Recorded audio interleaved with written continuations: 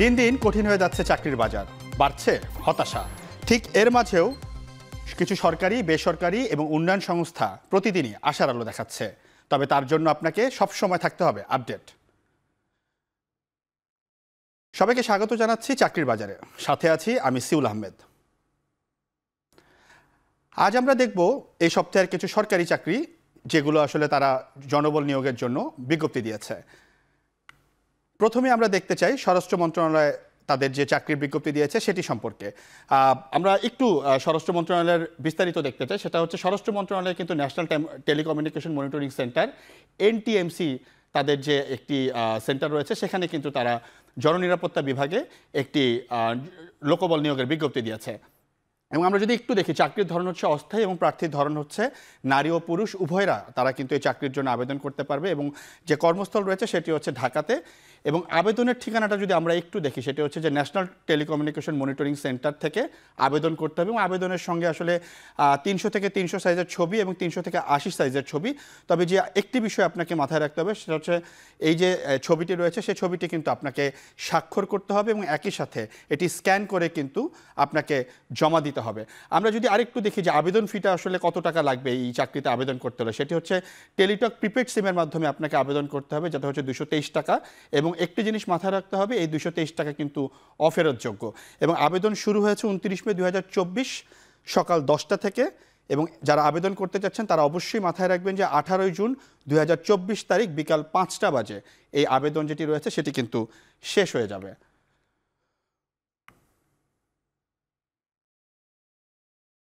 আমরা এরপরে আরেকটি চাকরি আছে সেটি নিয়ে একটু কথা বলতে চাই। সেটি হচ্ছে যে তথ্য মন্ত্রণালয়, তথ্য সম্প্রচার মন্ত্রণালয় যেটি রয়েছে সেটির অধীনে কিন্তু একটি চাকরির আবেদন দেওয়া হয়েছে। এবং সেই আবেদনটি তো আপনারা যে কোনো সময় আবেদন করতে পারেন। সেটি হচ্ছে যে ফিল্ম সেন্সর যে বোর্ড রয়েছে সেই বোর্ডে কিন্তু আপনারা আবেদন করতে পারবেন। এবং তার জন্য কিন্তু দুটি পদ আসলে রয়েছে। আমরা একটু বিস্তারিত দেখতে চাই তথ্য সম্প্রচার মন্ত্রণালয় যে বাংলাদেশ ফিল্ম সেন্সর বোর্ডে যে তারা লোকবল নিয়োগের জন্য যে আবেদন করেছে সেটি আসলে জানতে চাই। চাকরির ধরন হচ্ছে অস্থায়ী, অর্থাৎ আপনাকে মনে রাখতে হবে চাকরিতে যদি আপনি আবেদন করে থাকেন সেই চাকরিটি কিন্তু চুক্তিভিত্তিক হবে। এবং প্রার্থীর ধরন হচ্ছে নারী এবং পুরুষ উভয় যারা আছেন তারা এই চাকরির জন্য আবেদন করতে পারবেন। এবং কর্মস্থল হচ্ছে ঢাকাতে। আরেকটি বিষয় আপনাকে বলি যে বয়স তারা কিন্তু নির্ধারণ করে দিয়েছে 30 এপ্রিল 2024 তারিখের মধ্যে আপনার বয়স হতে হবে হচ্ছে 18 থেকে 30 বছর। তবে সেক্ষেত্রে কিছুটা কিন্তু শিথিল করা হয়েছে। তারা আপনারা নিশ্চয়ই জানেন যে সরকারি যে চাকরিগুলো রয়েছে সেখানে আবেদনের ক্ষেত্রে কিন্তু যারা মুক্তিযুদ্ধের সন্তান রয়েছে, যারা মুক্তিযোদ্ধা সন্তান রয়েছে এবং একই সাথে যারা শহীদদের সন্তান রয়েছেন এবং যারা শারীরিকভাবে প্রতিবন্ধী রয়েছেন তারা কিন্তু 32 বছর হলেও কিন্তু আবেদন করতে পারবে। আবেদনের নিয়মটি হচ্ছে ঠিক সরকারি চাকরিতে যেভাবে আবেদন করতে হয় ঠিক একইভাবে আগ্রহীদের বাংলাদেশ ফিল্ম সেন্সর বোর্ডের মাধ্যমে আবেদন করতে হবে। এবং আগের যে সরকারি চাকরিটা নিয়ে আমরা কথা বলছিলাম স্বরাষ্ট্র মন্ত্রণালয় ঠিক একইভাবে 300 থেকে 300 সাইজের যে ছবিটি রয়েছে এবং 300 থেকে 80 সাইজের যে ছবি রয়েছে সেটি স্বাক্ষর করতে হবে এবং একই সাথে কিন্তু স্ক্যান কপি আপনাকে জমা দিতে হবে। আবেদন ফি হচ্ছে টেলিটক প্রিপেড সিমের মাধ্যমে আপনাকে আবেদন করতে হবে 223 টাকা এবং এটি কিন্তু অফেরতযোগ্য।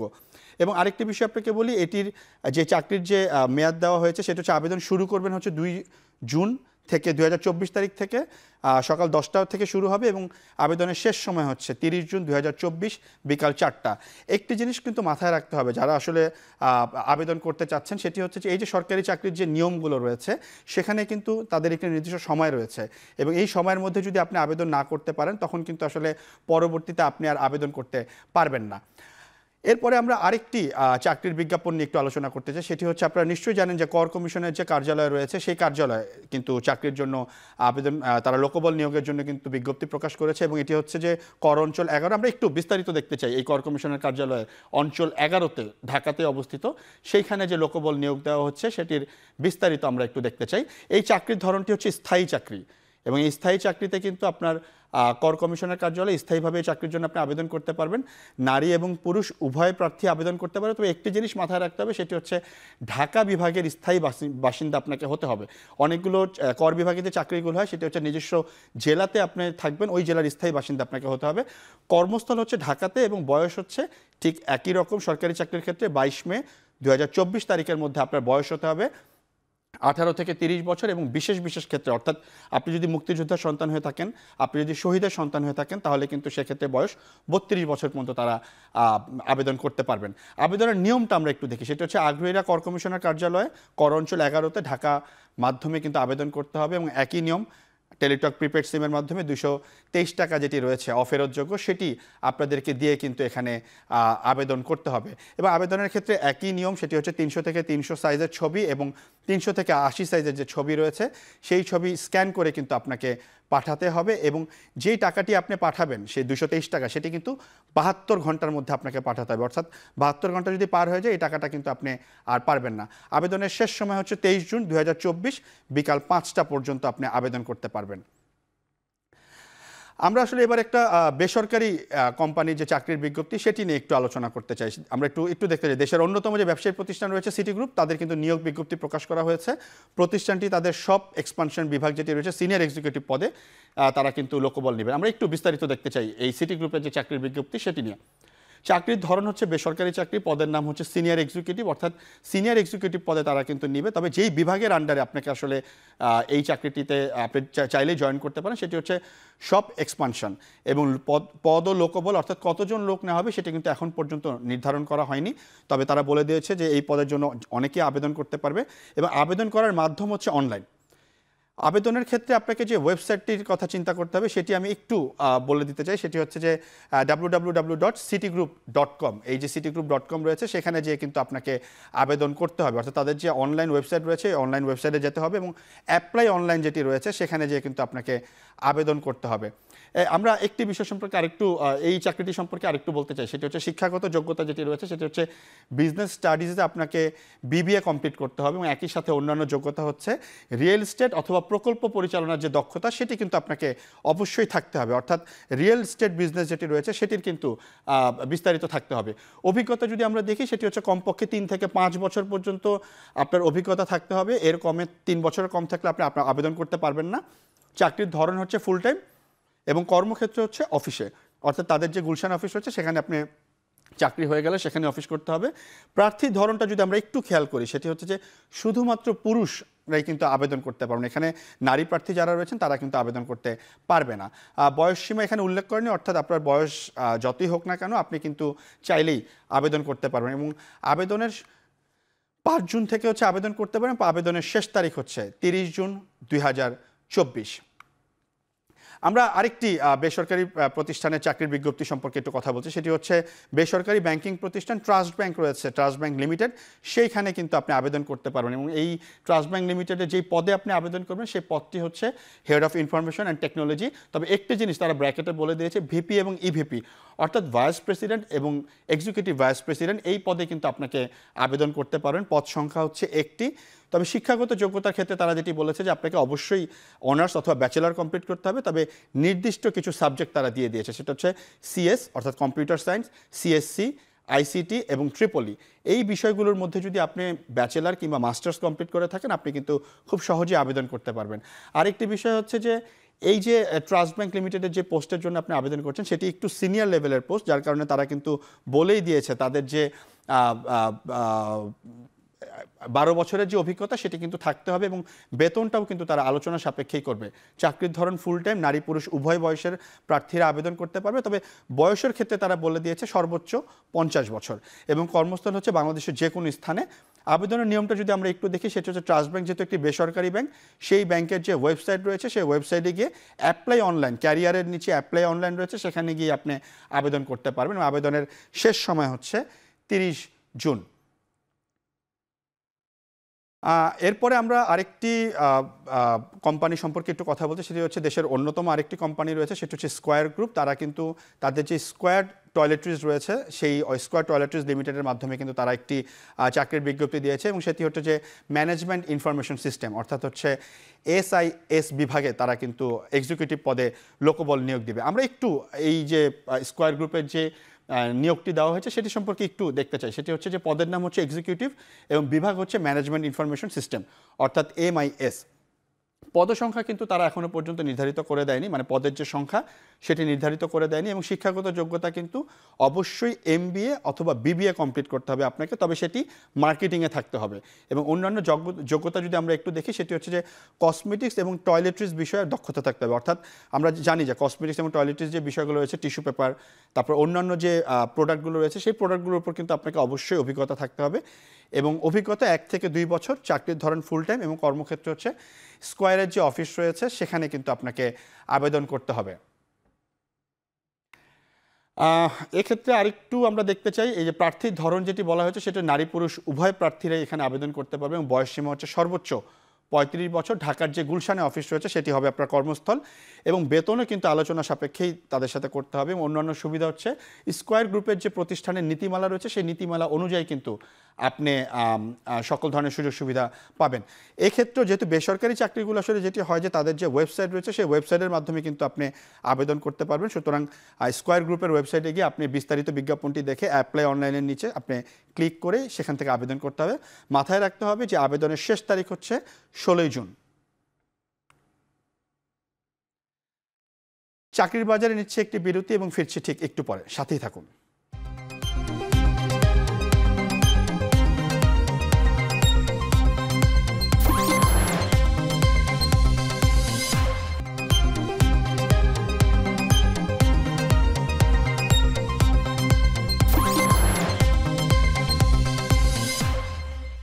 বিরতির পর আবারও ফিরে এলাম, আপনারা দেখছেন চাকরির বাজার। আমরা ঠিক এই মুহূর্তে দেশের নামকরা কিছু শিক্ষা প্রতিষ্ঠান, অর্থাৎ সরকারি শিক্ষা প্রতিষ্ঠান, তাদের চাকরির জন্য তারা যে লোকবল নিয়োগের জন্য যে বিজ্ঞপ্তি দিয়েছে সেগুলো নিয়ে একটু আলোচনা করতে চাই। প্রথমেই রয়েছে ঢাকা বিশ্ববিদ্যালয়ে কিন্তু একটি চাকরির জন্য আবেদন তারা লোকবল নিয়োগের জন্য আবেদন বিজ্ঞপ্তি প্রকাশ করেছেন। সেটা হচ্ছে ঢাকা বিশ্ববিদ্যালয়, এবং তাদের যে সঙ্গীত বিভাগ রয়েছে এই সঙ্গীত বিভাগে কিন্তু তারা লোকবল নিয়োগের জন্য আবেদন করেছে। এবং যে ঢাকা বিশ্ববিদ্যালয়ের সঙ্গীত বিভাগে যে তবলা সহযোগী রয়েছে সেই পদের জন্য তারা বিজ্ঞপ্তি প্রকাশ করেছেন। অর্থাৎ তবলা বিভাগে যিনি প্রধান আছেন তার সহযোগী হিসাবে আপনি আবেদন করতে পারবেন। আমরা যদি বেতন একটু দেখি, সেটি হচ্ছে সরকারি যে বেতন স্কেল রয়েছে সেই বেতন স্কেলে কিন্তু আপনাকে দেওয়া হবে, অর্থাৎ 9,300 থেকে 22,490 টাকা। যেই আপনার যে এক্সপিরিয়েন্স রয়েছে সেটির উপর কিন্তু এই স্কেলের যে কোনো একটিতে আপনাকে বেতন দেওয়া হবে। এবং চাকরির ধরন হচ্ছে স্থায়ী। প্রার্থীর ধরন হচ্ছে শুধুমাত্র পুরুষরাই এখানে আবেদন করতে পারবেন, নারী প্রার্থীদের ক্ষেত্রে কোনো আবেদনের সুযোগ এখানে থাকছে না। বয়স নির্ধারিত নয়, এবং আবেদনের নিয়ম হচ্ছে একটু লক্ষ্য করতে হবে, এটা সরকারি একটি চাকরি, তবে আবেদনের ক্ষেত্রে আপনাকে 300 টাকা মূল্যমানের অফেরতযোগ্য ব্যাংক ড্রাফট বা পে অর্ডারের মাধ্যমে কিন্তু আপনাকে আবেদন করতে হবে। সেটা হচ্ছে রেজিস্ট্রারের নিকটে আপনাকে আবেদন করতে হবে। এছাড়াও আপনার সকল সনদ, অর্থাৎ আপনার যে ইউনিভার্সিটি, স্কুল, কলেজের যে সার্টিফিকেটগুলো রয়েছে সেগুলো 13 জুনের মধ্যে সঙ্গীত বিভাগের যে প্রধান রয়েছেন তার বরাবর কুরিয়ার করে অথবা যেয়ে কিন্তু আপনাকে পাঠাতে হবে। এবং রেজিস্ট্রার বিল্ডিং যেটি রয়েছে ঢাকা বিশ্ববিদ্যালয়ে, সেখানেই কিন্তু আপনাকে যে আবেদন করতে হবে। আমরা এরপরে আরেকটি বেসরকারি বিশ্ববিদ্যালয়ের তথ্য জানতে চাই, এবং সরকারি যে বিশ্ববিদ্যালয় রয়েছে সেটি হচ্ছে যে বুয়েটে। এবং বুয়েটের যে ছাত্র কল্যাণ পরিদপ্তর রয়েছে সেই দপ্তরের যে শারীরিক শিক্ষা বিভাগ রয়েছে, এই শারীরিক শিক্ষা বিভাগে কিন্তু আপনি চাইলে আবেদন করতে পারেন। সেটির পোস্টের নাম হচ্ছে স্পোর্টস ফিজিওথেরাপিস্ট, এবং চাকরির ধরন হচ্ছে চুক্তিভিত্তিক। অর্থাৎ এটি হচ্ছে আপনার সাথে চুক্তি করা হবে কত বছরের জন্য, অস্থায়ী চাকরি। এরপরে হয়তো সেই চাকরিটিকে চুক্তিভিত্তিকভাবে কিন্তু স্থায়ী না করা হলে আবার রিনিউ করতে পারে। তবে একটি বিষয় আপনাদেরকে মাথায় রাখতে হবে, সেটা হচ্ছে প্রার্থীর ধরন হচ্ছে শুধু নারী, অর্থাৎ তারা নারী ফিজিওথেরাপিস্ট কিন্তু তারা এখানে নিচ্ছে। সুতরাং পুরুষরা এখানে চাইলেও অ্যাপ্লাই করতে পারবেন না। এবং কর্মস্থল হচ্ছে ঢাকাতে, বেতন হচ্ছে 40,000 টাকা। এবং আবেদনের নিয়ম হচ্ছে যারা বুয়েটের মাধ্যমে, বুয়েটের যে ওয়েবসাইট রয়েছে সেই ওয়েবসাইটে বিস্তারিত দেখে সেই অ্যাপ্লাই অনলাইনের মাধ্যমে কিন্তু আপনারা আবেদন করতে পারেন। একটি বিষয় মাথায় রাখতে হবে, সেটি হচ্ছে যে এই যে আবেদনের যে তারিখ, সেটি সর্বশেষ তারিখ হচ্ছে 11 জুন, অর্থাৎ আজকে হচ্ছে 8 তারিখ, আর 3 দিনের মধ্যে কিন্তু আপনাদেরকে আবেদন করতে হবে। এই 3 দিনের মধ্যে আপনাদেরকে এই বুয়েটের যে চাকরিটা রয়েছে সেখানে কিন্তু আপনাদেরকে আবেদন করতে হবে। আমরা এখন একটি বিরতিতে যাচ্ছি, ফিরে আসছি বিরতির পর।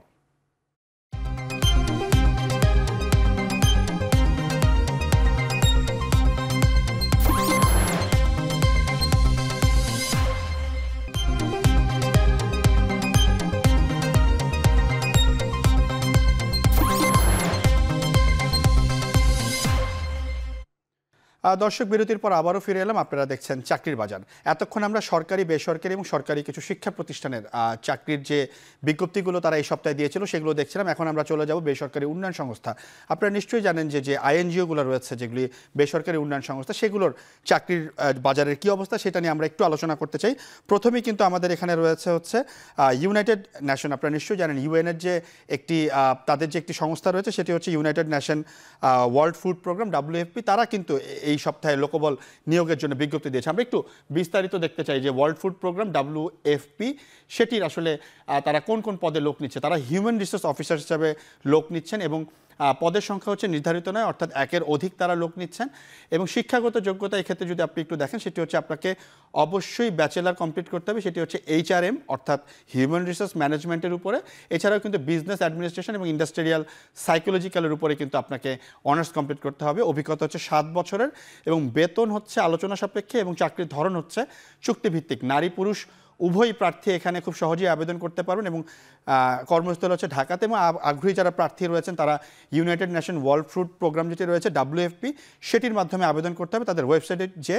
এবং আবেদনের সময়সীমা হচ্ছে 15 জুন 2024, অর্থাৎ 15 জুনের মধ্যেই কিন্তু আপনাকে আবেদন করতে হবে। সময় খুব বেশি নেই হাতে, 1 সপ্তাহ সময় রয়েছে। এর মাঝে যদি আপনি WFP-তে অ্যাপ্লাই করতে চান তাহলে কিন্তু করে ফেলতে পারেন।